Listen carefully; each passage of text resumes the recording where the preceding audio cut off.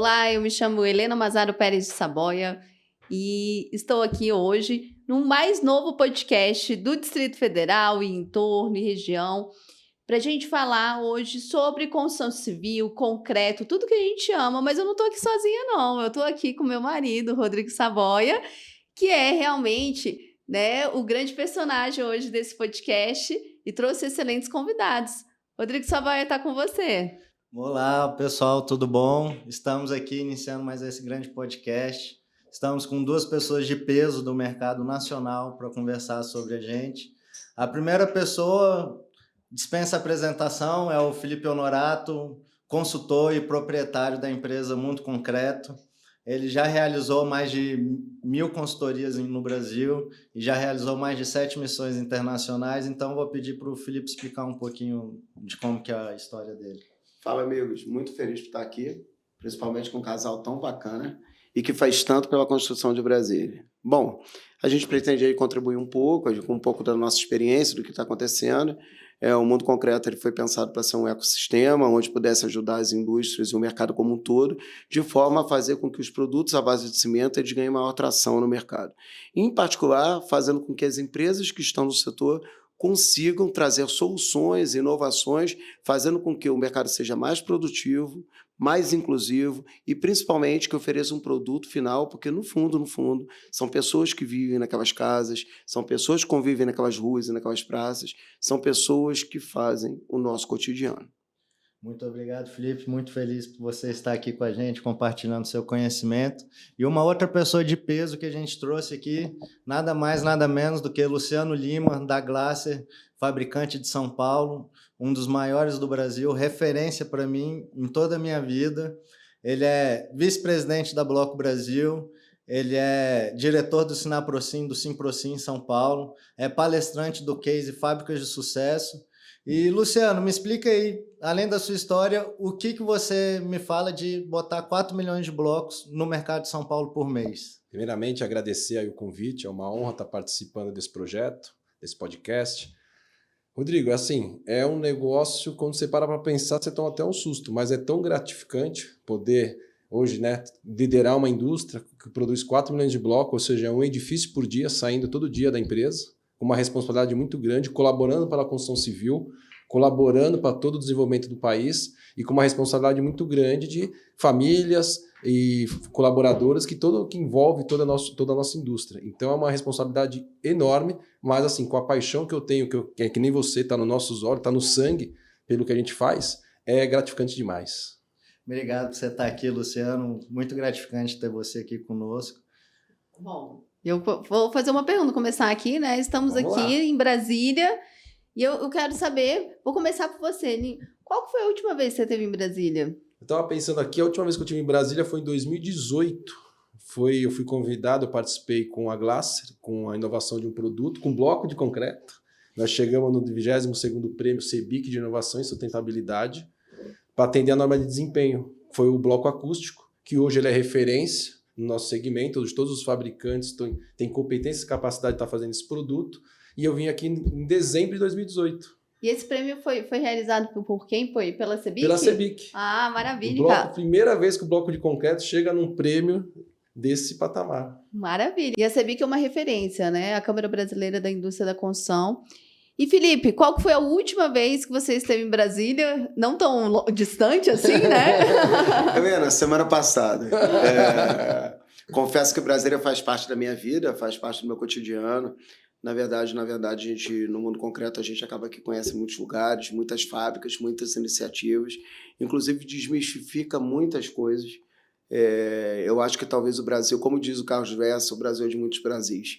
E está na hora do brasileiro conhecer o Brasil. Tem muitas iniciativas extremamente positivas que não deveriam ser só divulgadas, como a questão do bloco, como o Luciano colocou, mas deveriam ser propagadas e estimuladas e fazer com que os empresários, entre eles, compartilhem esse conhecimento para que o Brasil como um todo possa fazer uma construção cada vez mais saudável, mais sustentável e de longo prazo. Felipe, aproveitando uma brecha aqui, todo mundo fala que Brasília é a cidade do concreto. E eu fiquei sabendo que você levou um grupo de 25 empresários para a China. E a China, ultimamente, é o país do concreto, né? Teve um estudo aí que nos últimos Nos últimos 3 anos, a China consumiu o que os Estados Unidos consumiu em 100 anos de cimento. Então, qual a analogia que você faz da China com Brasília, cidade de concreto? O que você pensa disso? Bom, Rodrigo, a China consome 62% do cimento do mundo. Isso é um fato. Quer dizer, tudo na China é pensado a partir do concreto. São diversas soluções que são pensadas, isso é uma coisa que é importante. Eu acho que também é uma cultura que a gente tem que trabalhar nisso. Eu que trabalho bastante com fábricas de artefato pré-moldado, trabalho muito com fábricas como a Glaser e a Block Beton, tento passar esse conteúdo. Quer dizer, a gente precisa capturar e entender que quando eu construo um negócio com base no concreto, eu posso estar trabalhando diversas soluções e produtos, de forma a atender esse mercado com a plenitude. Quer dizer, num determinado momento, a gente esteve ontem numa fábrica muito interessante, a Vibracon, que é um grande aqui de Anápolis, próximo da gente, que durante um determinado momento, ele lançou a fábrica produzindo laje. Depois ele vira para a telha e hoje ele faz uma rede de produtos. E é engraçado, ele não faz nem telha, e nem laje como ele fazia anteriormente, né? Indo pelo gancho, a Glaser é a mesma história. A Glaser começou com o piso em tetravato, do piso foi para o bloco de vedação e hoje ela é só bloco estrutural. Pois uma linha de produção voltada à alvenaria estrutural. Pois é, Luciano, isso mostra a adaptabilidade que o concreto possui, né? A gente ainda está engatinhando no que tange concreto. Agora, fazendo a sua analogia que você me pediu com Brasília, eu acho que é tudo a ver. Na verdade, se eu pudesse, eu levava a construção inteira de Brasília dentro de vários aviões e parava na China e dizia assim, olha, humanize esse concreto, porque é o que a China tem mais feito. Você anda nos viadutos, você olha a cidade, você vai numa cidade como Xangai, você vê 7, 8, 9, 10 viadutos cruzando uns com os outros, você vê toda uma estrutura de plantação, inclusive de horta, nas laterais no viaduto. Então você não tem ideia de que você está dentro da cidade, convivendo, áreas nobres, bairros nobres, e em cima tem vários viadutos passando. É uma coisa curiosa. Então é um pouco do processo de humanização. Mas também vem outras coisas que envolvem sustentabilidade, relação, que dá para a gente tirar muito. Eu acho só que a gente tem que procurar entender nesse ponto. Brasília deveria olhar com um olhar muito mais específico para a China do que até outras regiões brasileiras, exatamente por essa peculiaridade na construção e esse foco grande no concreto. Lima, e a gente estava conversando um pouco ali atrás nos bastidores ali, e a gente estava conversando sobre alvenaria estrutural. Coisa que você me falou que em São Paulo está voltando a ter uma demanda maior por conta de sistema... A alvenaria estrutural em São Paulo, cada vez vem aumentando. Ela já é muito bem consolidada no mercado de São Paulo, acho que é o maior mercado, a alvenaria estrutural em São Paulo, mas cada vez ela vem ganhando mais espaço. Tá? Primeiro, as unidades cada vez, os apartamentos estão menores, então a alvenaria estrutural encaixa muito bem nessa tipologia. E o outro ponto é para a industrialização. Hoje a alvenaria estrutural... os outros sistemas estão se conversando muito bem com a alvenaria estrutural. Exemplo, pré-laje. Então, hoje, você consegue eliminar o carpinteiro, você tirar a madeira da obra, entrando com bloco e pré-laje. Bloco e pré-laje, agilizando muito as etapas da obra. Ou seja, mesmo com a escassez da mão de obra que vem acontecendo no Brasil de uma forma e no mundo, de uma forma geral, para esse segmento, né, que a gente fala que é para o nosso setor, a alvenaria estrutural ela vem se comportando e se demonstrando ser dando uma resposta muito rápida. É mais fácil formar um bloqueiro do que um carpinteiro. Mostrando adaptabilidade, né? A gente precisa entender isso, isso é uma das características que a construção brasileira precisa conviver. Eu tive, por exemplo, Guima, já complementando você e mostrando a importância da alvenaria estrutural, a China, por exemplo, tinha parado muito com a alvenaria estrutural. Hoje, numa determinada faixa, por exemplo, até 20 pavimentos, acima de 5 e até 20, é alvenaria estrutural quase como regra, tá? Perfeito. Isso E quer aqui dizer... também, no Brasil nós estamos também. Você pega 20 até 22 pavimentos, alvenaria estrutural, unidades pequenas, é imbatível. É imbatível a alvenaria estrutural. Aí quando você fala em acima de 22, 23 pavimentos, aí já tem que entrar outros sistemas. Mas até 20 a 22 pavimentos é imbatível, ainda mais para unidades pequenas, como hoje está sendo construída hoje. Eu fico pensando, projeto habitacional de interesse social, né? O famoso perfeito. Minha Casa Minha Vida, quem faz com alvenaria convencional sai no São prejuízo, Paulo, totalmente. Em São Paulo quase não vejo mais esse tipo de projeto com alvenaria convencional. E é importante, Helena, pegar essa sua fala, porque a gente tem uma cultura de quando a gente fala de um sistema construtivo, é entendido como se a gente estivesse fazendo lobby, vendendo peixe, ou como a gente está no podcast da Block Beton, Não. A gente tem que começar a entender que tem sistemas que são muito mais competitivos e eficientes para determinados nichos ou segmentos, ou determinadas áreas de atuação. A gente ainda constrói no Brasil muito na moda. Aí vai para um lado, vai todo mundo para o lado de lá, todo mundo para o lado de cá, todo mundo para o lado de lá, todo mundo para o lado de cá. Enquanto a gente deveria estar olhando assim, não, peraí, nessa situação a alvenaria estrutural é obviamente mais competitivo.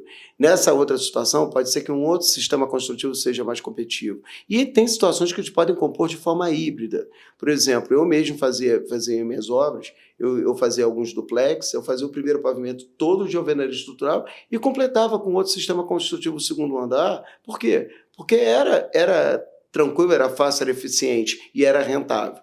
Isso a gente tem que mexer também na nossa cultura. E mexer em cultura já é um pouco mais complicado. E até complemento, a alvenaria estrutural é um sistema que ele está maduro no Brasil. Ele está muito bem consolidado. Tem normas muito bem claras e resolvidas. Os sistemas estão muito bem resolvidos referente às patologias. Então, se você construir bem feito, é um sistema que ele é imbatível. Ele atende todas as demandas, ele atende toda a norma de desempenho. É um sistema que está completo. Por isso que hoje ele é um sistema que está cada vez se consolidando e cada vez mais saindo de São Paulo e vindo para o Brasil como um todo, por causa disso. Porque ele é um sistema que ele vem se mostrando um sistema muito consolidado e seguro. Então ele dá a resposta, ele atende a habitação pequena, que é a nossa maior demanda. Ele é um sistema hoje consolidado, atende a norma de desempenho, todas as normas, então é um sistema que tem norma. Então, quando o incorporador ele olha para aquilo que ele precisa construir, aquela demanda que ele tem, quando ele vai olhar os sistemas que ele tem hoje, ele não pega um sistema de moda, ele pega um sistema que está consolidado e rentável. E tem a questão do custo fixo, né? Que também tem que levar em consideração. Uma convencional, o quê? 3 anos? No empreendimento, né, de interesse social, a gente sabe que as margens são menores, que no final você vende crédito e não apartamento, né, quem passa ali na linha de crédito. Então, essa redução do custo fixo ali, do custo de obra, realmente ela é significante também aí no decorrer, utilizando a metodologia, né? Não, com certeza. A alvenaria estrutural, ela não só ganha no preço, né, mas também ganha na agilidade, ela gera emprego, ela gera demanda para o comércio local e qualquer pessoa ela pode ser treinada um bloqueiro, então é um treinamento fácil. É fácil de assentar, todo mundo já vem nessa teoria de assentar bloco, por mais que seja um tijolo cerâmico, mas é assentar bloco em cima de bloco e aprimorando o sistema. A gente tem um controle tecnológico da obra, a gente tem norma de argamassa que complementa com a norma do bloco. Então, a gente, como você falou, a gente tem todo o sistema complementado para que tenha uma obra racional e econômica no final. Desculpa, Rodrigo, desculpa te interromper, até porque eu te conheço desde pequeno. Então, dá para tomar essa liberdade. Você acabou de falar uma coisa extremamente diferenciada. Eu acho que a gente tem que discutir isso quando quer discutir a construção e principalmente está falando de Brasília. Você falou do sistema. A gente também tem que mudar isso. A gente ainda tem uma cultura muito de produto. Então, a gente tem que ter a cultura do sistema. Quer dizer, a alvenaria estrutural, quando você olha como sistema, não é o bloco. O bloco, essa pecinha aqui, ele conversa com o sistema, com a composição do processo de argamassa. Ele conversa com todos os outros sistemas e subsistemas que pensa-se no projeto. Então, eu acho que isso tem que ser trabalhado. Não dá mais para você construir uma alvenaria e depois usar a boa, velha e célebre maquita para você ir cortando tudo e trabalhando tudo. Já passou do tempo da racionalidade. Bloco, industrializado. Só cortando o bloco, ele ajuda muito nesse sistema porque ele é modular. Então você tem o inteiro, o meio bloco, um quarto de bloco, um oitavo de bloco. Então o sistema é todo modular. Elimina a maquita. A alvenaria estrutural não tem maquita. Sim, e você tem uma outra coisa, Lima, que também vai das coisas pouco discutidas. A alvenaria estrutural, ele possibilita uma coisa de corrigir erros que nós sempre cometemos historicamente nos planos urbanísticos das cidades. Se você for pegar o que tem de dimensões diferentes dos terrenos, e você consegue com a alvenaria estrutural trazer um sistema industrializado que compreenda os princípios, os tamanhos dos terrenos, que compreenda as diferenças que você pode precisar de fundação. É muito comum você pegar uma fundação com bloco, né? Rodrigo, que é especialista em alvenaria estrutural, eu estou dando pitaco na área do amigo, onde você pega e você tem várias composições de resistências diferentes na fundação e você consegue facilitar. Isso no aclive, declive é extremamente diferenciado. Isso em terrenos com diferença de tamanho, onde a gente tem no Brasil aquele terreno com 123 e 15 centímetros, que isso é uma coisa que você tem dificuldade de explicar a um gringo, né? A alvenaria estrutural industrializa e é profundamente adaptável a isso. Então, eu acho que a gente aprende muito com isso. E até assim, o Rodrigo, como especialista, eu acho que você pode também trazer um pouco disso, né, Rodrigo? Contar um pouquinho para a gente. Eu estou invertendo, estou tomando essa liberdade, por isso pedi desculpa antes, de você trabalhar isso. Quer dizer, fala um pouquinho para a gente como é que é isso. Bom, Felipe, você já conhece a gente há muito tempo, né?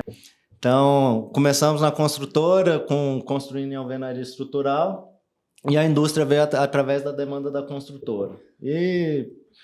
Então, me especializei em alvenaria estrutural, fiz todos os cursos possíveis, li todos os livros existentes na época. Leio até hoje, inclusive li seu livro, um excelente livro, somos um dos cases lá do seu livro. E a alvenaria estrutural, para mim, é o método mais racional, eu realmente sou apaixonado nela. Projeto alvenaria, executo alvenaria, confiro alvenaria e, por mim, se eu pudesse viver de alvenaria, eu viveria. Tanto é que na Bloco Beton nós não vendemos blocos, nós vendemos soluções de alvenaria. Então, esse é o nosso diferencial, porque dói meu coração ver um cliente utilizando o bloco de uma forma errônea.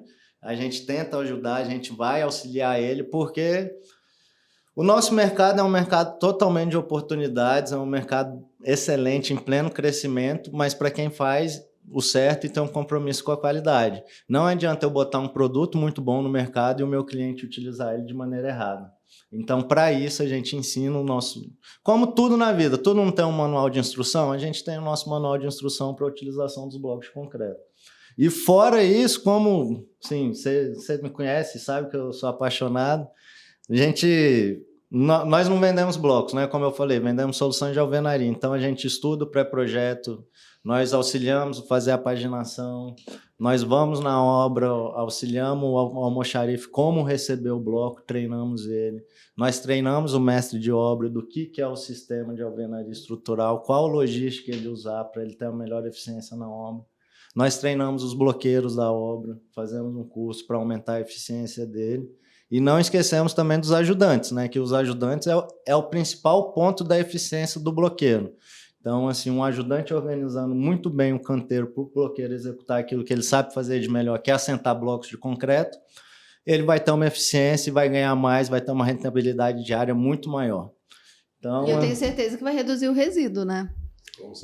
No decorrer, Não, porque a qualidade, E né? falando de resíduo, o Felipe me falou de maquita e de madeira. Chega, arrepiei na hora aqui, porque não combina com o sistema. Mas sem perder o gancho, eu faço um complemento. A gente não vende só bloco, a gente vende sonho. Porque alvenaria estrutural é moradia. Moradia sustentável, duradoura, como ele diz, na China consome cimento. Aqui, por que o cimento consome cimento? É o bem mais durável que tem, é um bloco. Então a gente não vende só o bloco, a gente vende sonhos, que é uma moradia. Ó. A pessoa trabalha anos, hoje uma moradia para pagar é 20 anos, 25 anos, agora está indo para 35 anos para você comprar a sua casa. Então tem que ser um negócio que dure para o resto da vida. E aí acho que a coisa mais gratificante, acho que o Rodrigo está com os filhos pequenos, vai pro mesmo caminho que eu, andar em Brasília, como eu ando em São Paulo, minha filha não aguenta mais. Fala, papai, hoje você já me falou. Eu passo assim e falo, ali é glaça, nós conhecemos, 2010. Aí eu vou andando, onde eu vou andando no caminho, onde eu vou andando, ela não aguenta mais, principalmente o caminho que a gente sempre faz, que era indo para a escola dela, ela fala, você fala isso toda vez? Eu falei, toda vez, eu vi isso aí nascer. Eu fechei a obra, eu negociei a obra, eu produzi, eu entreguei, eu vi concluir, eu conheço o engenheiro. Então é a coisa mais gratificante. A gente vende sim bloco, com toda essa tecnologia, e eu complemento mais. A alvenaria estrutural, cada vez mais ela vem impondo nas fábricas a necessidade da inovação, a necessidade de qualidade, de processo, porque uma coisa vai puxando a outra. Lima, você comentou de um negócio interessante, porque eu cresci indo para a obra com meu pai, né, sentindo aquele cheiro de terra, e no final casei com um engenheiro.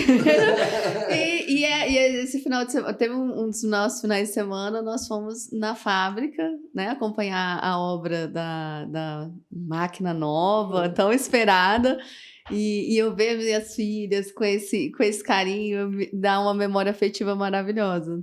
E o que eu achei mais legal, Lima, é que você quando você mostra, você não fala que é blocos, né? Nem sistema, e que sim são não sei quantas famílias morando em cada empreendimento. Hoje você pega em São Paulo, é normal você pegar um prédio, né? Um apartamento, é 20 andares, com 20 apartamentos por andar, são 400 unidades. Se a gente fizer uma conta de 3 pessoas por unidade, é 1.200 famílias morando ali. Você fala, nossa. Eu comecei na construção civil, que era 4 por andar, era um Hzinho, né? Era um H, a alvenaria estrutural era um H. Aí foi para 6, foi para 8, foi para 12, 16, hoje é 20, 22, 24, é um L, é um T, o negócio é um monstro.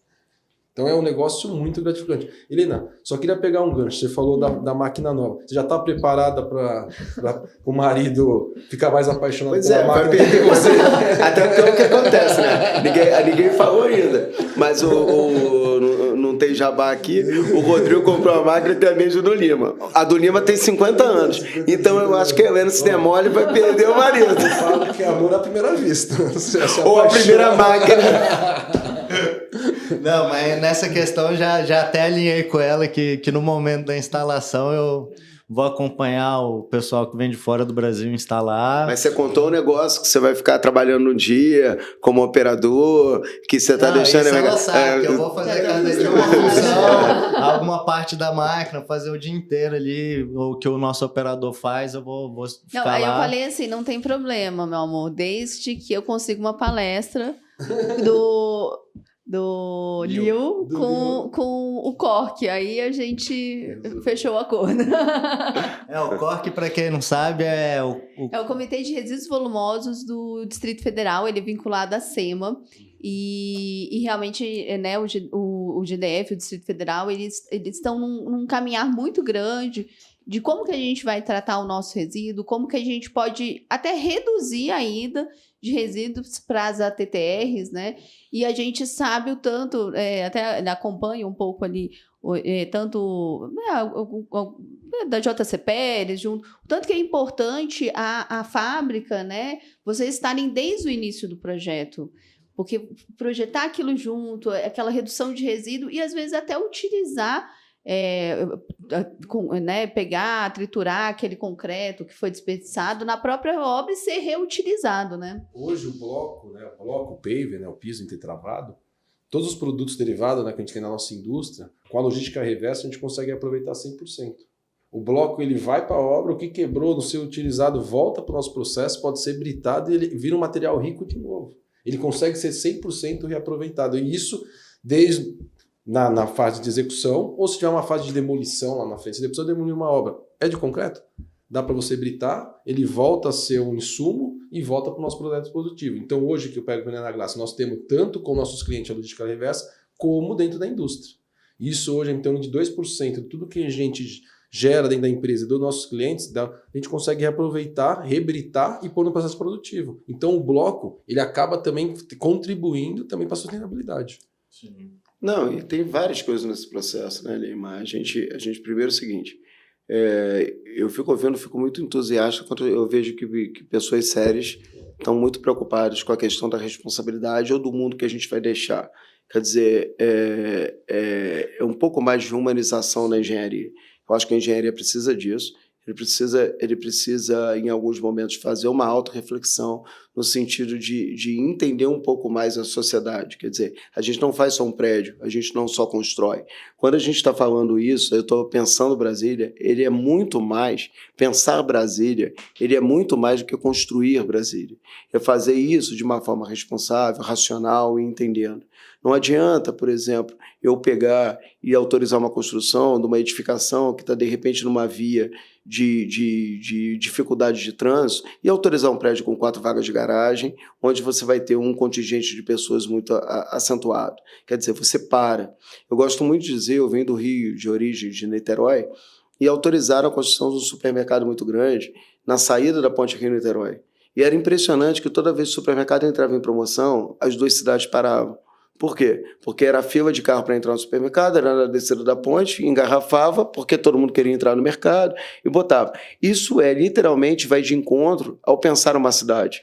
É você... Os diretores que não conversam. Pois é, eu acho que a gente tem uma responsabilidade muito grande. O sistema de alvenaria estrutural ele é um sistema muito encaixado, muito fechado. e é muito bom nisso, porque ele é um sistema confiável, seguro e já com história. Mas é muito importante que todos os sistemas, de alguma forma, eles conversem. Por exemplo, a gente recentemente fez um trabalho e tem visto uma coisa muito bacana, por exemplo, um outro fabricante aqui próximo da região, até conhecido do Rodrigo, amigo do Rodrigo, a Tetracom, que lançou, por exemplo, kit calçado. Tá? E quando ele está fazendo kit calçado, ele não está mais preocupado em vender a peça dele, o produto intertravado. Ele está pensando na experiência da pessoa de andar na calçada. E essa experiência passa por vários, para entender as pessoas, os diferentes. Recentemente, a gente botou na Concrete Show, e até fico com pena, peço uma ajuda aí, Helena, que mostra como a gente ainda tem que amadurecer. A gente tem uma rede social muito ativa, mais ou menos 50 mil seguidores. E uma taxa de participação muito alta. Esse trimestre bateu 1 milhão de interações. E o vídeo que menos teve interação foi uma brincadeira que a gente fez e a gente apostava, que era a mulher andando salto nesse novo intertravado. E aí você percebe como em alguns momentos a gente tem que fazer autorreflexão. Pô, que bacana, fizeram uma peça onde estão pensando que uma mulher de salto não vai ter o salto preso dentro da peça. Quer dizer, é você pensar ela de maneira inclusiva, é que o cadeirante vai ter total tranquilidade de passar. E isso é bom, só que você ainda vê que as pessoas ainda têm um pouco de dificuldade. Parece que elas esperam que aquilo aconteça, que o problema aconteça, para elas começarem a discutir. A gente ainda tem muita cultura da doença, não da saúde. Quer dizer, não preservar e falar assim, pô, vamos trazer uma solução para melhorar esse público. Não, a gente muitas vezes nuance. E eu acho que os sistemas construtivos, o que a gente está conversando aqui, ele é muito bom, e eu acho que as pessoas deveriam todos participar. Se vai usar ou não, às vezes é uma questão de mercado, uma questão de opinião, mas é importante entender que existem sistemas que respondem à demanda e à industrialização na complexidade e na plenitude. E aí, quem faz isso com seriedade vai acabar optando ou caminhando para algumas soluções que conseguem dar essas respostas. As soluções têm, basta a gente optar por escolhê-las ou entender como elas funcionam. E aí é muito bom ver dois caras que produzem no ar, extremamente preparados para explicar para o cliente final todas as potencialidades da solução. Então esse cara pode não comprar em algum momento, com o Rodrigo lá na Bloco Beto, né, Rodrigo? Mas ele sai dali com a impressão assim, pô, isso aqui, de repente, numa outra obra eu vou usar, porque eu vou testar, porque eu vou experimentar, por quê? Porque é uma solução encaixada. Desculpe se eu me alonguei aí, Helena. Imagina, eu até ia devolver para você a pergunta. Felipe, você fica feliz em ver pessoas, né? Como você falou, conheceu o Rodrigo ali ainda iniciando. Você fica feliz em ver um mercado mais consolidado, com mais qualidade? Eu não fico feliz, não. Eu tenho um tesão do cacete. Se me perdoe, se tiver que cortar, depois vocês cortam. Mas a verdade é essa. Eu tenho um tesão do cacete. Eu olho aquela situação e falo assim, pô, cara, que legal. Conheceu o Rodrigo, um garoto, quer dizer, lá ele sem camisa, na maquininha, virando. E hoje eu vejo ele com uma fábrica extremamente sólida, consolidada, num casamento bacana, me divertindo muito. Eu tive a oportunidade de ir no casamento de vocês, então me sinto um pouco parte dessa história. Mas eu vou pedir que os dois marmanjos me deem essa gentileza. Eu vou fazer um elogio especial aqui para o outro lado.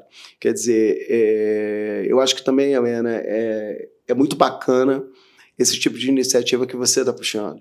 Por quê? Porque você começou no que é engenharia hard, e lá na ponta, no chão, construindo. Casou com o engenheiro, como você disse, é a sina, é a saga. Você diz que vai abandonar, provavelmente sentava com os seus amigos assim, não quero saber de engenheiro, não quero saber de obra, eu quero um antropólogo para discutir o mundo. E aí, de repente, você olha e vai. E, de repente, você diz assim, não, eu tenho um propósito, meu propósito é muito maior. E aí você sai para fazer o papel em busca desse propósito. Quer dizer, abre mão de uma coisa que é garantida, que é segura, que veio no seu DNA, na sua história, e vai atrás desse propósito. E aí, eu que te devolvo. Fala mais dele, porque quem está ouvindo tem que conhecer um pouco mais do que é essa iniciativa, pensando no Brasil. Eu queria fazer uma ressalva, só te dou uma dica. Se os dois ver a máquina junto, é capaz os dois ficarem apaixonados. Aí a gente tem um problema conjugal mútuo, né? É uma coisa, né? Porque a gente tenta, às vezes, esconder um pouco do DNA, mas a gente olha assim... Porque ela tem jeito que ela gosta do desafio, ela gosta da brincadeira. Mas deixa eu quero que ela fale aqui para quem está ouvindo um pouco do Pensando Brasília, porque se der bobeira, a gente aqui conversa, a gente vai entrar em sistema, vai falar de peça e eu gosto muito do propósito dela. E eu gostaria que a gente trouxesse isso, que é muito integrado. E trouxesse isso para esse mundo, né? Esse mundo do concreto. Bom, Pensar Brasília, ele, na verdade, eu iniciei um processo de transição de carreira, tem aproximadamente aí uns 9 anos, abri a Pérez Assessoria e Consultoria, e como executiva de empresa que fui, em determinado momento eu vi que a área meio, ela ficava um pouquinho, né, vocês estão ali com foco na área fim, né, se eu demitir um administrativo, eu continuo operando, né, e essa área meio, às vezes vocês precisavam de um carinho, às vezes é um projeto que quer implementar, eu quero um olhar mais carinhoso, uma equipe mais sênior para cuidar desse projeto.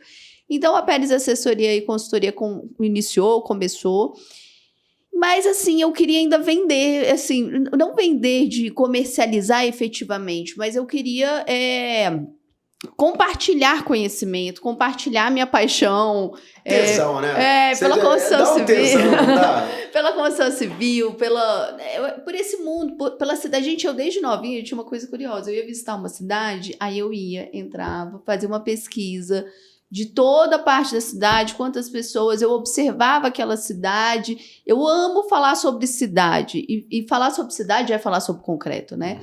E aí veio o Pensando Brasília, Pensar Brasília, né? Brasília, infelizmente, a gente ficou com o estereotipo ruim, que aqui seria só a cidade dos políticos. E não, Brasília é muito mais que isso. Brasília tem pessoas, Brasília tem uma cidade, uma história, e uma história lindíssima, né? Brasília tem uma profecia de Dom Bosco, foi idealizada aí pelo JK, e o JK realizou a capital.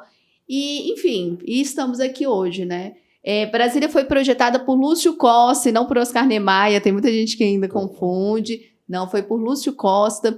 Enfim, é a minha história, porque é a história dos meus 2 avós que vieram para Brasília em busca desse sonho de sonhar, mas é muito mais do que só pensar Brasília, pensar no Brasil. Porque todo mundo que veio para cá, operários, pessoas, eles queriam um futuro melhor para eles e para o Brasil. Então, pensar Brasília é pensar num Brasil melhor e é pensar numa cidade melhor para todos nós e para os nossos filhos. Pois é, pensar melhor, assim, por isso que eu queria ouvir, porque é bacana demais, mas eu acho que é isso. Pensar melhor é uma cidade inclusiva, pensar melhor é uma cidade sustentável, pensar melhor é uma cidade responsável, pensar melhor é uma cidade que permita soluções adequadas. O que a gente está falando hoje é impensável. Eu não aguentava, eu acho que vocês todos já viveram essa situação, de você, por exemplo, passar meses e meses com um buraco na rua e fazendo uma obra. Pô, isso é impensável. Você tem soluções hoje que você pega, abre, bota e resolve. Quer dizer, a gente precisa ouvir os técnicos, mas com o olhar das pessoas. Entender que são pessoas. E não pode se perder isso no processo. São pessoas que trabalham, são pessoas que moram nas residências, como o Lima falou com muita propriedade. Eu também adoro fazer isso com minha filha, entendeu? Quando eu estou com ela, assim, tem um fabricante perto da minha casa, eu moro ali em Penedo, próximo entre Rio e São Paulo, tem um fabricante da minha casa, próximo à minha casa que eu atendo, eu passo com a minha filha lá e diz assim, papai vai ali. O que papai faz? Papai faz isso aí, que você vai subir onde vai morar, entendeu? Papai arruma essa confusão nisso daí. Aí ela fala assim, então, papai, mas faz como? Eu penso Lego, você brinca, é um monte de bloquinho, a gente pensa, a gente estrutura, mas alguém tem que fazer o bloquinho, né, velho? Alguém tem que fazer o bloquinho direito, né? Alguém tem que fazer bem feito, filha, porque senão quando você sentar na cadeira, vai vir bloquinho, vai vir filha, vai vir tudo para baixo. E aí vão virar tragédias, histórias tristes, ou coisas que a gente nunca gostaria de viver. Então, é muito legal entender isso, pensar na cidade com tamanha responsabilidade. mas eu acho que a gente ainda tem uma missão aí, um trabalho muito largo pela frente. O que vocês acham disso? Eu acho. Eu vou estar até complementando isso, você falou que nem o piso entretravado, ele é uma solução fantástica quanto a isso, agilidade, durabilidade, quando a gente pensa em manutenção. Ele tem pavimento drenante que é sustentável. Então tem muitas soluções com pavimento entretravado que pode ser usado, atende toda essa demanda da agilidade, né? Já abre, fecha, faz manutenção, cobre, precisa passar uma rede, abre de novo, fecha de novo. E fora isso, ele dá um conforto. Eu não sou arquiteto, né? Mas os arquitetos, né? Que parece que ele te abraça. Quando você entra numa cidade que tem um piso entretravado, é diferente. É charmoso, É charmoso. Eu tenho uma amiga, né? já que a gente fala disso, eu vou te apresentar um dia, chamada Renata Gaudêncio, que tem a fábrica de cidades no Recife. E ela é de uma fábrica grande chamada Concrepox, e ela trabalha a fábrica de cidades.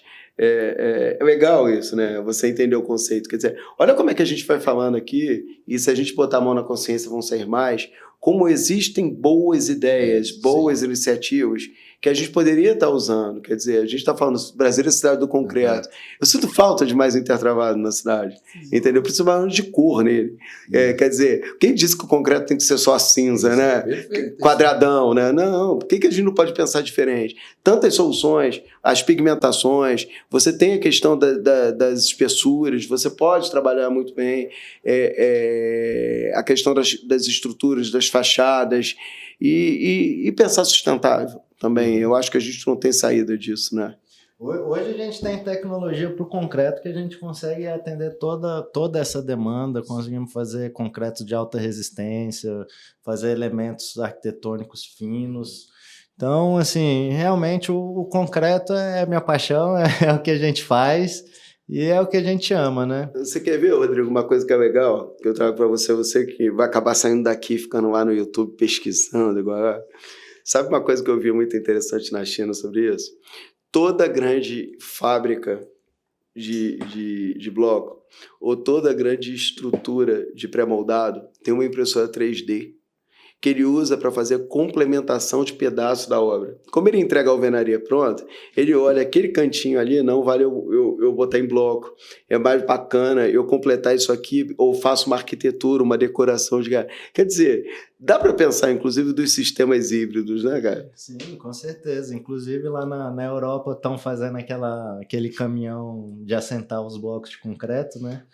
Então, assim, cada vez mais vai entrar mais tecnologia, mais racionalidade no processo e no fim das contas, com essa tecnologia, vamos ter operadores de CNC, né? Porque nada mais é do que são braços robóticos guiados por um computador. A analogia hoje nós olhando para o agro.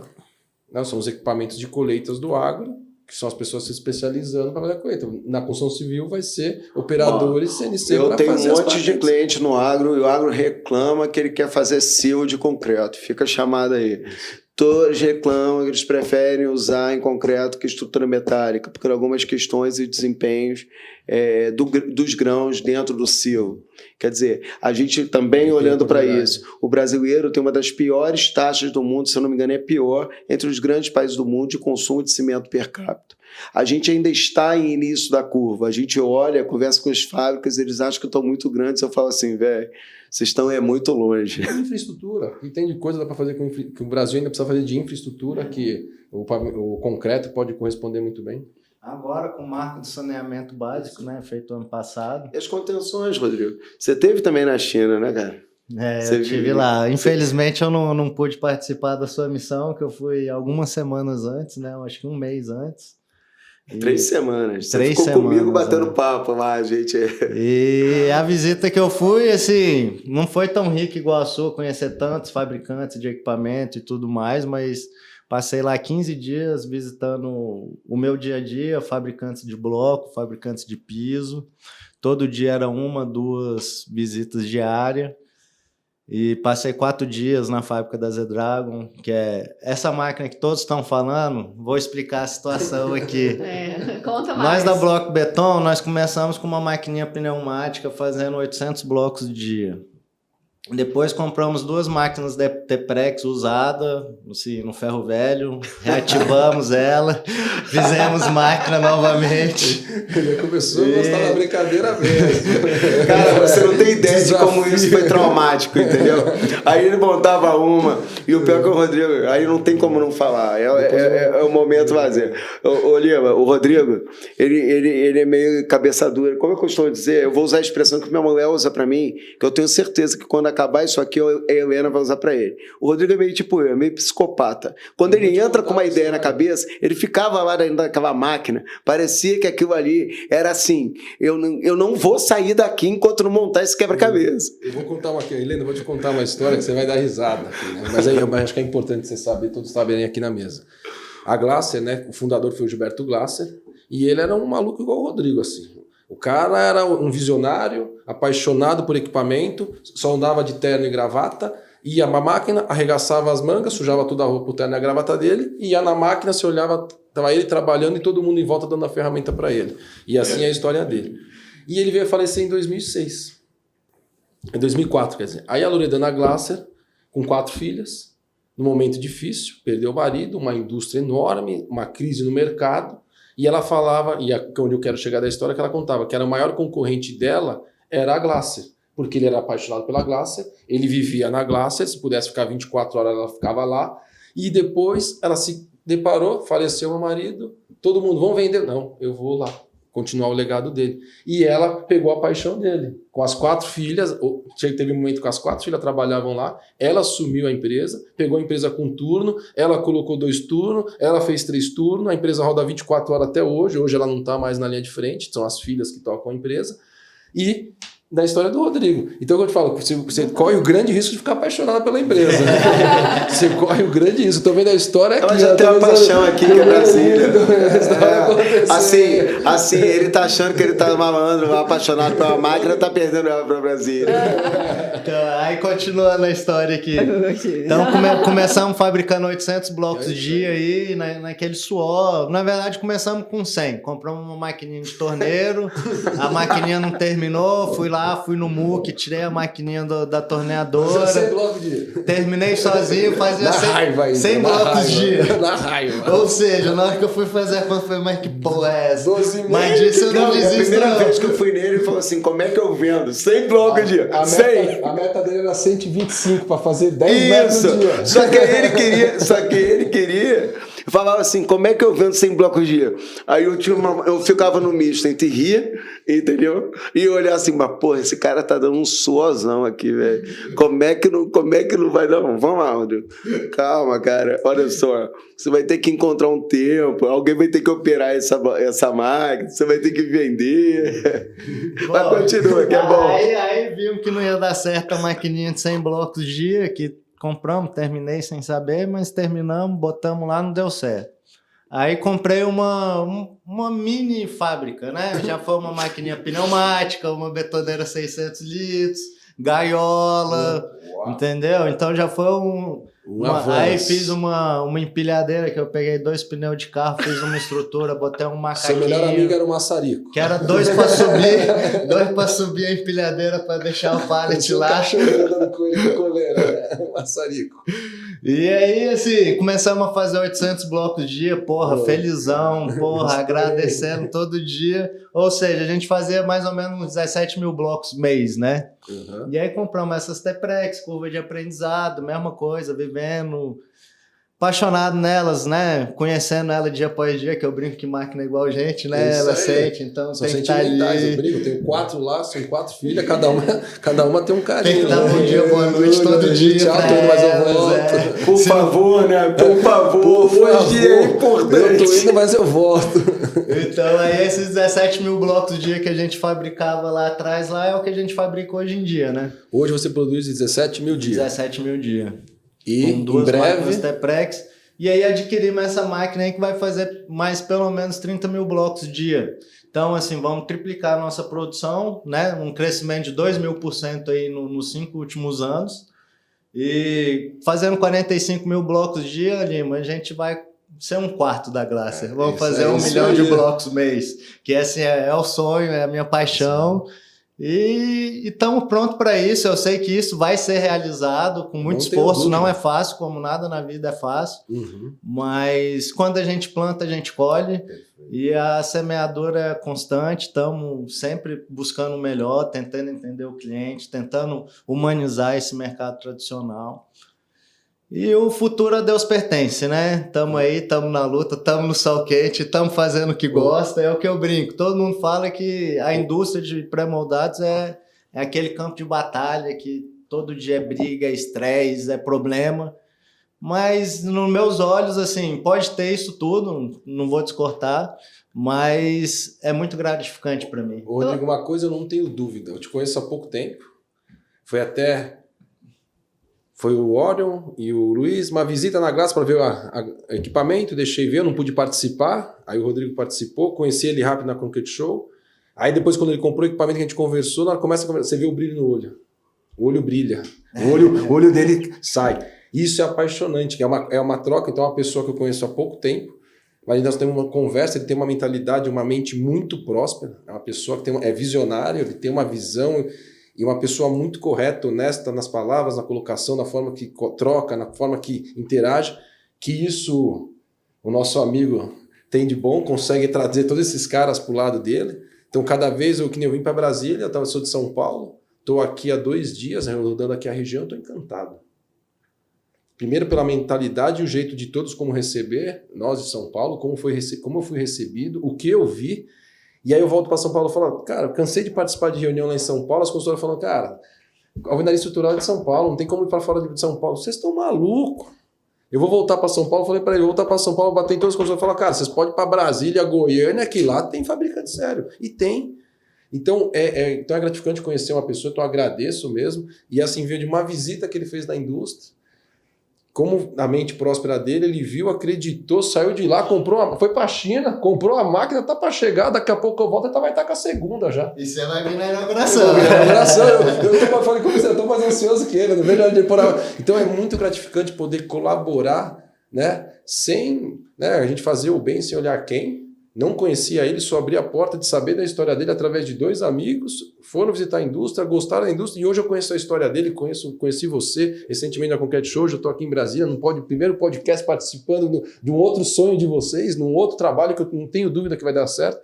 Felipe também conheci ele esse ano, já estou no 6º ou 7º workshop, rodando aí o Brasil, já conheci Então eu falo, o caminho está traçado e a gente está indo. E é isso, cada vez para pessoas prósperas, fazendo mais pelo setor, e tem muito. Você vai agregar muito para o setor de Brasília. Brasília vai ganhar muito com a sua nova fábrica aqui. Ô Lima, tem uma coisa que eu acho que a gente só não pode esquecer, e aí fica o comentário, além de serem 4 psicopatas apaixonados pelo que fazem, que muitas vezes isso, e eu falo isso no bom sentido, como diz minha esposa, é aquele negócio que é um tesão tão grande pelo que faz, que às vezes a gente alterna, às vezes a gente não faz nem o que economicamente é o melhor, mas parece que aquilo é um propósito, é tão forte para a gente. A gente também não pode esquecer as entidades as que são presentes, quer dizer, eu acho que muito do desenvolvimento da alvenaria estrutural no Brasil tem 2 grandes atores, a ABCP, ela foi muito importante no início da construção, é muito importante hoje, a Bloco Brasil. Eu acho que você, vice-presidente da Bloco Brasil, é uma coisa que a gente sempre tem que ressaltar, que assim, é um papel diário, independente das... Eu costumo dizer isso, né? A gente, quando vai compondo, vai construindo carreira, e eu acho que a gente precisa, também é um ponto que a gente precisa amadurecer num momento tão dividido da política nacional, onde basicamente a lógica hoje é o inimigo do meu inimigo é meu amigo. Eu acho que a gente tem que mudar um pouco isso e amadurecer. Tem vezes, tem situações que nem sempre a gente vai concordar 100% Sim. com o que está sendo tomado, o que está sendo direcionado ali. Porém, a gente tem que entender e reconhecer os papéis e os atores e como esses atores ajudaram a construir um setor sólido e ajudaram a construir uma engenharia séria no Brasil. Então, essas entidades, pelo menos essas assim que a gente está falando, e tem outros, o Sinduscon tem um papel muito forte, muito importante na constituição do mercado brasileiro. Em vários momentos, o mercado brasileiro não afundou de vez, porque tinha um Sinduscon ali. A BCP foi quem abriu de forma séria. Quando eu falo séria, não estou dizendo que os outros não tinham seriedade, longe disso. Eu estou dizendo que a BCP abriu de forma séria, onde ela organizou o mínimo do setor para que esse setor pudesse ter o tamanho e a dimensão que tem hoje, pudesse andar sozinho com as próprias pernas.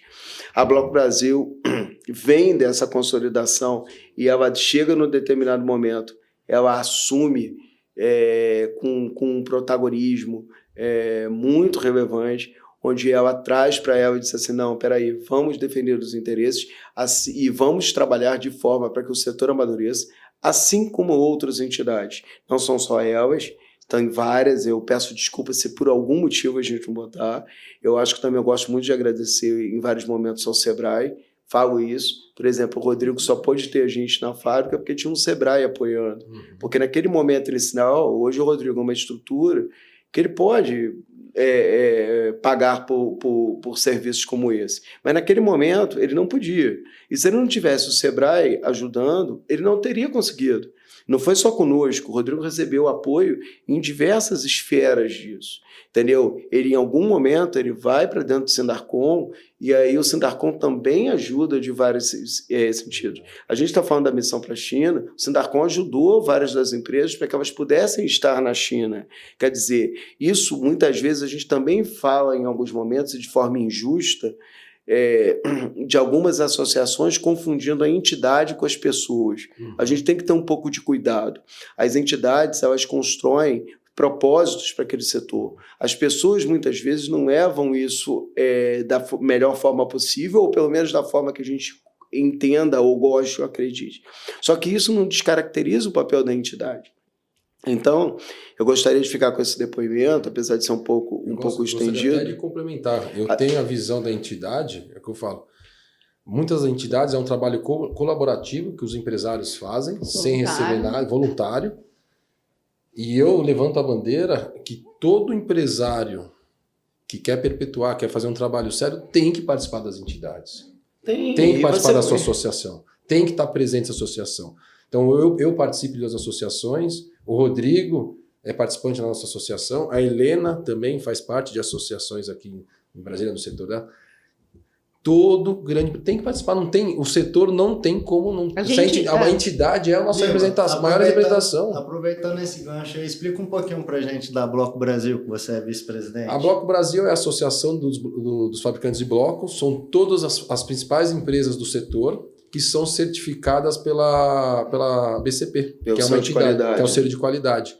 Então, o que foi? Foi uma forma de organizar o setor através de uma associação de cimento, que é a BCP, a Associação Brasileira de Cimento Portland, criou-se um selo para qualificar as principais as empresas do setor, qual você faz parte dela, a Glaser também, e dessas empresas poderem ter uma associação para ser representada, que vem só crescendo, com esse movimento que vem acontecendo, né? A gente fala cada vez mais as empresas buscando tecnologia, inovação, as entidades vêm cada vez ficando mais fortes, com pessoas com uma mentalidade melhor, mais próspera, unida, fazendo um trabalho sério. Então, toda cidade, toda região, o empresário tem que estar participando da sua associação. Faz uma contrapartida também, né? Porque a gente pode fazer, né? Para o nosso próprio setor. A gente, todo mundo se ajuda ali, né? Quando tem um grupo de pessoas seletas, que são os empresários, podem sentar todo mundo, não somos inimigos, somos amigos, todo mundo em prol de melhor do nosso setor, melhor da nossa sociedade. É uma coisa que é importante. Contribuição. É uma coisa que é importante a gente perceber.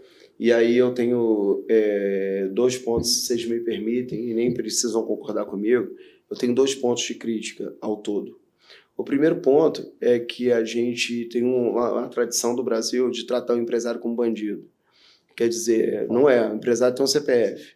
O empresário é alguém que tem família, que sofre e muitas vezes sofre até mais, né? Eu costumo dizer que o empresário tem muito, tratado de forma equivocada, porque ele, em muitos momentos ele tem um papel quase de um policial. Quer dizer, quando está tendo um tiroteio aqui, sai todo mundo para o outro lado e o policial vai para lá para dentro. As pessoas esquecem isso. É igual empresário. Enquanto todo mundo quer buscar a estabilidade, o equilíbrio, o saláriozinho garantido no final do mês, o empresário está tirando dele, está botando lá e está tocando e está dizendo assim, cara, não sei o que eu vou fazer para pagar folha amanhã. Todos nós que estamos aqui já passamos por isso. Isso é uma coisa. E a gente não é, a gente sente na pele. Quem sente... Eu tô escrevendo um livro agora, se me permite, que é a próxima linha, Rodrigo, você vai ser o crítico, né? O título do livro é assim, Meu Sonho é Tirar Férias. A busca de um empresário, a saga do empresário em busca de uma vida simples. Ele quer simplesmente tirar férias. A gente quando começa, muitas vezes, muitas vezes, o empresário ele passa por essas dificuldades. Então, eu acho que primeiro a gente tem que desmistificar um pouco, entender o empresário de uma forma um pouco mais humanizada, entender como sociedade. O segundo ponto, que eu também faço uma autocrítica, é que a tradição da engenharia brasileira é uma tradição de pessoas. Eu sou o doutor daquilo, eu sou o rei daquilo, eu sou o mestre daquilo, eu sou... Cara, não é. Você está tendo oportunidade, você mesmo está desfazendo muito de alguns dogmas que você tinha, de que São Paulo era isso, São Paulo era aquilo, e São Paulo dava o norte A ou B.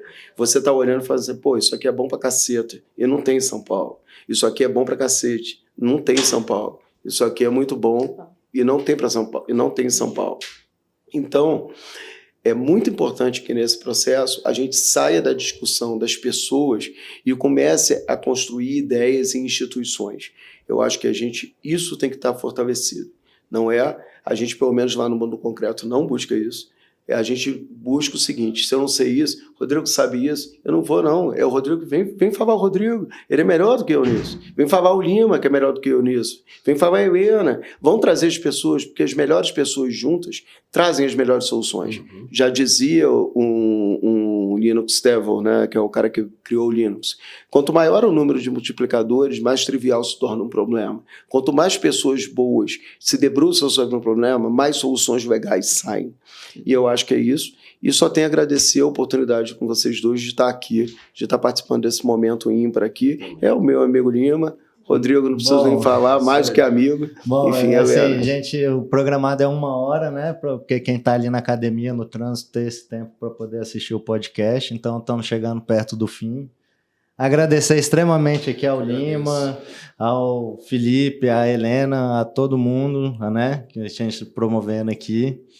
E, assim, para finalizar, eu queria que você o Felipe contasse algum ponto, assim, que marcou ele na consultoria e, após o Lima, contar algum ponto que marcou ele nesse case de sucesso da Clegacer. Rodrigo, eu poderia tirar N passagens. Calma aí, Felipe, só mais um ponto para você ter um a mais. Qual livro você sugere para a gente ler? Olha, eu queria sugerir o meu, mas eu tenho que tirar a segunda edição, porque eu tirei a primeira, acabou. Se vocês olharem lá na Amazon, eu fiquei muito feliz com isso. Inclusive, a gente está trocando de editora. Provavelmente é porque eu estou com a agenda tomada, mas a gente foi convidado para ir no que seria a maior editora do país. Quer dizer, também é uma oportunidade de a gente, do nosso setor, quer dizer, não está mais fazendo uma coisa no nicho que o cara carrega o livro debaixo do braço e vender. A gente já trouxe isso de inovação. Foi a primeira vez que botou em todas as livrarias virtuais do Brasil e a gente está caminhando para estar em todas as livrarias do Brasil. Sem todos os aeroportos vão ver lá falando, mostrando como trabalhar de forma eficiente ou como pensar uma fábrica. Quer dizer, a gente está falando de uma fábrica de bloco com orgulho, com toda a paixão que move. A gente também tem que trazer isso na identidade. Eu tenho orgulho do que eu faço, eu gosto de estar com o cabelo com cimento, eu gosto de meter a cara naquilo ali. Às vezes a gente quase que faz um exercício para assim, calma, eu não posso ficar nisso. Então eu mexo com o Rodrigo, jeitão psicopata dele, mas eu não estou diferente, o Lima não está diferente, a Helena não está diferente, a gente tem isso no sangue. Mas a história que eu gostaria de deixar para vocês que faz muito sentido. Eu tenho milhões de histórias técnicas, o próprio livro traz cases e tal, mas eu gostaria de estar com uma história humana, que eu acho que a gente também é sempre a quebra de paradigma, e eu não tenho nenhum medo de fazer isso. Uma vez eu cheguei no empresário, fui fazer uma consultoria, ele me pagou uma consultoria grande e tal. E aí eu falei, cara, me adianta, a gente precisar me preparar, porque eu tenho que resolver o que você quer na fábrica. Aí eu cheguei lá nele e tal, eu falei, e aí, cara, o que tu quer que eu faça? Tá me pagando a grana. Ele falou, cara, eu quero conversar. Porque nem minha mulher conversa mais comigo dessa fábrica. Ninguém, minhas filhas. Na festa de família, eu sento para conversar, levanta todo mundo na mesa, porque ninguém aguenta mais. Eu preciso de uma ajuda. Conversa comigo um pouco da fábrica. E até curioso, porque mudou minha postura, porque eu fui fazer treinamentos mais focados no ser humano, no lado emocional, porque eu pensei, putz, cara, eu já cansei de me ver assim. E aí, por isso, até que eu estou escrevendo um livro com essa lógica, porque assim, cara, a gente em muitos momentos está muito sozinho. Ser empresário no Brasil, a gente está sozinho. Parece que a gente acorda de manhã, não tem ninguém para olhar. Você chega para trabalhar, todo mundo que está em volta quer engolir teu fígado. Acha que você é o patrão explorador, que você vai fazer ele último, e mal sabe você que você está assim, às vezes está triste, tá mal. A tá vida desmotivado. Desmotivada, né? A vida de empresário é muito sozinho, entendeu? Aí às vezes você briga ali na fábrica, quando você chega em casa, você briga em casa. Porque, assim, no meu caso, tua esposa te cobra. E tá certa. Ela tem que cobrar, tua filha te cobra, tua família te cobra. E aquilo ali tá te sugando, porque você vai estar num local que uma pessoa vai morar em cima. Então, essa história, Rodrigo, que eu gostaria de deixar, quer dizer, o empresário olhando para mim e dizendo assim, conversa comigo. Eu estou te pagando, você não vai fazer, você só vai conversar comigo, eu vou contar tudo que eu quiser na fábrica, você vai ouvir. Eu falei, tudo bem, vamos embora, vamos seguir aí o rumo. Muito bom, obrigado, Felipe. Lima, conta pra gente um pontinho aí que você acha que foi o fundamental pro case de sucesso da Glácia. Uma das que eu posso falar que de case foi quando eu coloquei uma balança. Tive a missão de colocar uma balança rodoviária dentro da indústria, que não tinha espaço para nada. Dentro da minha trajetória, né, dessa maluquice toda, né, de 18 anos de empresa, que eu falei o ano sabático, eu já contei para vocês nas minhas apresentações, no workshop, que eu rodei a empresa inteira, que nem o Rodrigo falou, vai instalar a máquina, eu quero ser operador de máquina, eu quero fazer tudo. Eu também já tive esse papel na indústria, eu acho que é importante, eu acho, para todo empresário, porque é isso que traz o amadurecimento e hoje a calma, né, porque empresário é resolver o problema o dia inteiro. A gente acorda e dorme resolvendo problemas. Se não é interno, tem horas que são externos, que são nossos fornecedores, que é cimento, é pedra, areia, cliente. Então, essa é a nossa vida. E hoje eu consigo chegar e sair da indústria e chegar em casa, não trazer aquela carga que a gente traz. Quando a gente é mais novo, a gente traz toda aquela carga para casa e acaba trazendo isso para dentro de casa. Os filhos acabam até... né, tendo um pouco da consequência disso. E hoje, com a idade, com a maturidade que eu tenho de ter feito tudo o que você está fazendo, eu estou vendo, eu quero aprender a operar minha máquina, eu quero aprender a manutenção, eu quero ver instalar, eu quero fazer, hoje te dá essa maturidade. Mas o case mais interessante que eu falei foi quando eu fui trabalhar na conferência. No primeiro dia da conferência, eu via os caminhões chegando, Helena, o Rodrigo sabe da história, e eu olhava, fazia um trilho de água. E aí parava o caminhão, eu pegava um ferro, ia lá, toque. Era 3 pontos, cubicava, ia num papelzinho, anotava, fazia a conta e é o que tinha entrado de material. Porém, o fornecedor faturava em peso, em tonelada. Aí eu falei, eu tô o dia inteiro cubicando aqui, mas não bate, não fecha a conta. Primeiro dia eu fechei e falei, cara, isso tá errado, não pode ser. Aí chegava o caminhão de areia, a mesma coisa, o caminhão de pó, a mesma coisa. Falei, rapaz... de onde vem? 30 quilômetros. A areia vinha 200 quilômetros e ainda jogava água na minha empresa. E tudo faturado em tonelada. No terceiro, quarto dia, eu voltei para a dona da empresa e falei, tá tudo errado. Falei, Loredana, a gente precisa mudar isso. Ela falou, chega água o dia inteiro, eu estou comprando água, não é negócio. Eles faturam em tonelada, a gente recebe em metro cúbico, transforma, não bate, não tem como brigar. Vamos pôr uma balança. Molha a areia para inchar, para você medir mais metros cúbicos. Mais metro cúbico, mas eles faturam com peso. Na hora que você vai... Aí começamos a fazer a conta, chegamos a uma conclusão que 10% do que eu recebi era água.